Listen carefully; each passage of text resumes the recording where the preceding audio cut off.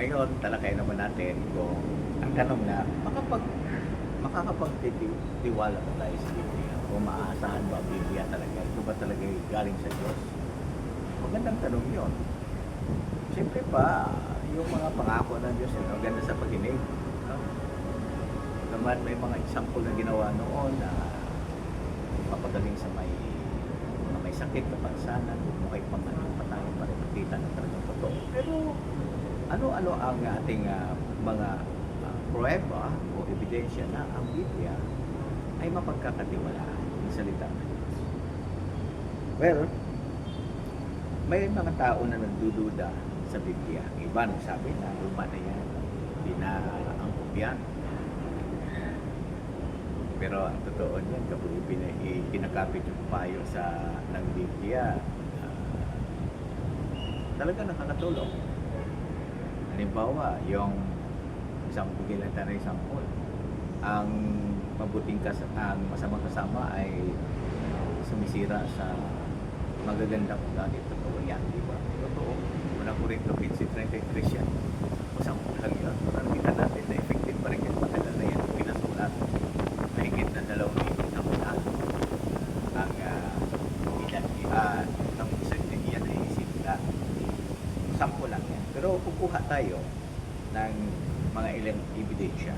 Kasi sa ngayon, milyon-milyon sa buong daigdig ang nagtitiwala sa Biblia. Kasama na siyempre ako yan.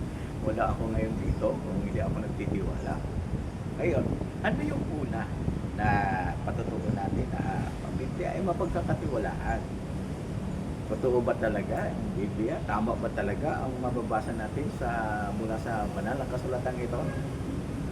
Well, una, ang Bible, inamin niya. Sa Ecclesiastes 12, sabi nga niya ganito ang sinasabi sa Ecclesiastes 12:10.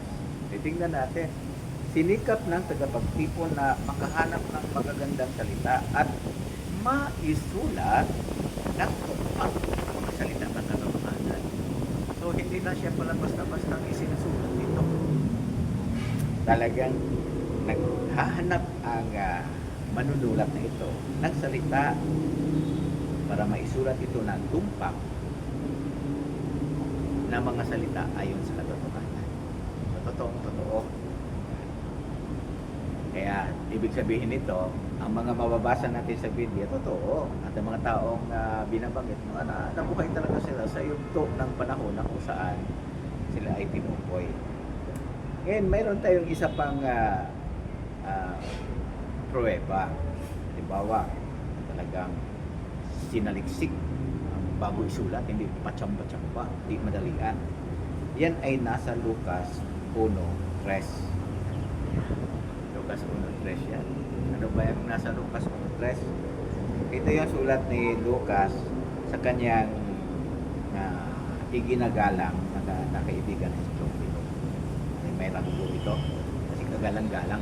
Ganito ang sabi niya, kaya naman, kagalang-galang na Teofilo, nagpasya rin akong isulat sa iyo ang mga iyon ayon sa lumikal na pagkakasunod-sunod.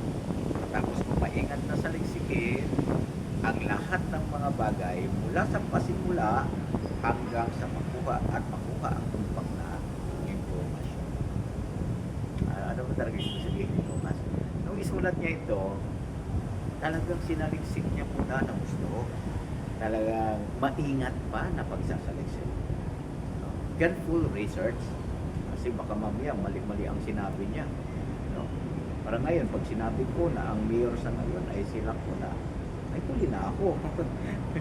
Si Isko Moreno Dumaguso, ang mayor ng Maynila ngayon. Kaya, kailan tumpak? Ano? Yan. At ganun ba si Lucas? Ganito ang kanyang ulat. Kahanga-hanga ito dahil nung banggitin niya ang mga tao at ang kanilang mga posisyon. Tumugma ito ayon sa mga natuklasan sa arkeolohiya at sa kasaysayan. Ganito ang sinabi niya sa Lucas 3:1 at 2. Gandang teksto yan. Noong ika-15 na taon ng pamamahala ng Tiberius Caesar, nang si Poncio Pilato ang gobernador ng Judea. Si Pilato, gobernador siya ng Judea, sabi. Si Herodes ang tagapamahala ng distrito ng Galilea. Si Felipe na kapatid niya, ang tagapamahala ng distrito ng Itoria at Tapunete, at si Lisanias, ang tagapamahala ng distrito ng Ebilinia. Noong panahong ni Caiphas at ng punong saserdoteng si Anas, tumanggap ng mensahe mula sa Diyos si Juan na anak ni Zacarias habang siya ay nasa ilang. O ano, may napansin ba kayo sa ulat na yun na binanggit ni Lucas? Isulat niya.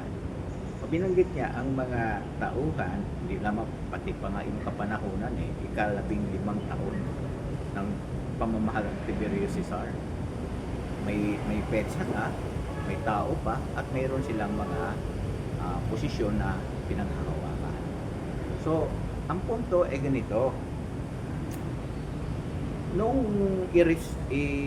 makatuklas ang mga arkeologo, maging sa mga kasaysayan, mga historiador, nalaman lang tama ang petsa, tao, lugar at pangyayari. So, ang ibig sabihin yan, tama, hindi lang basta-basta talaga ang pagsulat sa Biblia.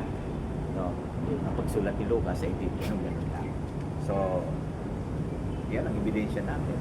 Maingat na sinaliksik kay tama yung ating binasang sa Ecclesiastes 2:10, tumpak ang mga salita ng katotohanan. Diba? So yan yung unang poema. Samantala, yan ang muna.